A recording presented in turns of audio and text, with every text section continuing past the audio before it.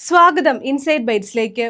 ഇന്ത്യയിലെ പല സംസ്ഥാനങ്ങളിലും നിയമസഭാ തെരഞ്ഞെടുപ്പ് നടക്കാനിരിക്കെയാണ് കേന്ദ്ര സർക്കാർ വോട്ടർ പരിഷ്കരണവുമായി മുന്നോട്ട് വന്നിരിക്കുന്നത്. BJP അധികാരത്തിലേറ്റാനുള്ള തന്ത്രമായിട്ടാണ് കോൺഗ്രസ് ഇതിനെ വിലയിരുത്തുന്നത്. വോട്ടർ പട്ടിക പരിഷ്കരണത്തെ എതിർപ്പോടെ സഹകരിക്കാനാണ് സംസ്ഥാനത്തെ രാഷ്ട്രീയ പാർട്ടികളുടെ തീരുമാനം. വോട്ടർ പട്ടിക പരിഷ്കരണത്തെ സുപ്രീം കോടതി തടയാത്ത സാഹചര്യത്തിൽ പൂർണ്ണമായും നിസ്സഹകരിച്ചാൽ തിരഞ്ഞെടുപ്പ് കമ്മീഷന്റെ നടപടി ഏകാധിപത്യപരമാകുമെന്നാണ് വിലയിരുത്തൽ. എതിർപ്പ് നിലനിർത്തി സഹകരിക്കാനാണ് തീരുമാനം. ബീഹാർ മാതൃകയിൽ ആളുകളെ വോട്ടർ പട്ടികയിൽ നിന്ന് ഒഴിവാക്കിയാൽ എതിർക്കുമെന്ന് കോൺഗ്രസ്, CPM, CPI എന്നിവർ വ്യക്തമാക്കിയിട്ടുണ്ട്.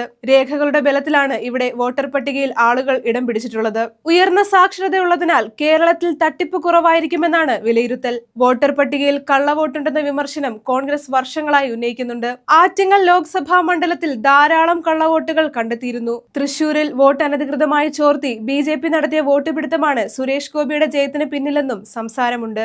രാഷ്ട്രീയ ചായ്വുള്ള ഉദ്യോഗസ്ഥരെ കൂട്ടുപിടിച്ച് ശുദ്ധീകരണത്തിന്റെ പേരിൽ ഒരു വിഭാഗം ആളുകളെ ഒഴിവാക്കാനുള്ള നീക്കം നടക്കുന്നുണ്ട്. ഇത് തടയാനാണ് കോൺഗ്രസ് ശ്രമിക്കുന്നത്.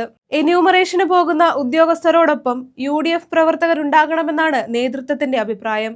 അതിനിടെ കോൺഗ്രസ് അധ്യക്ഷൻ രാഹുൽ ഗാന്ധിക്ക് പിന്തുണയുമായി മുൻ തിരഞ്ഞെടുപ്പ് കമ്മീഷണർ SY ഖുറേഷി രംഗത്തെത്തി.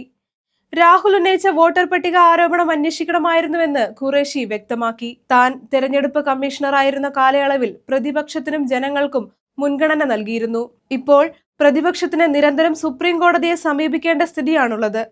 തെരഞ്ഞെടുപ്പ് കമ്മീഷനുമായി കൂടിക്കാഴ്ചയ്ക്ക് അനുമതി ലഭിക്കുന്നില്ലെന്ന പരാതിയുമായി 23 രാഷ്ട്രീയ പാർട്ടികൾ രംഗത്ത് വന്നത് അത്യന്തം ദുഃഖകരമാണെന്നും ഖുറേഷി പറഞ്ഞു. തീവ്ര വോട്ടർ പരിഷ്കരണത്തെയും മുൻ തെരഞ്ഞെടുപ്പ് കമ്മീഷണറുടെ പ്രസ്താവനയെയും കോൺഗ്രസ് വളരെ ഗൗരവത്തോടെയാണ് നോക്കിക്കാണുന്നത്.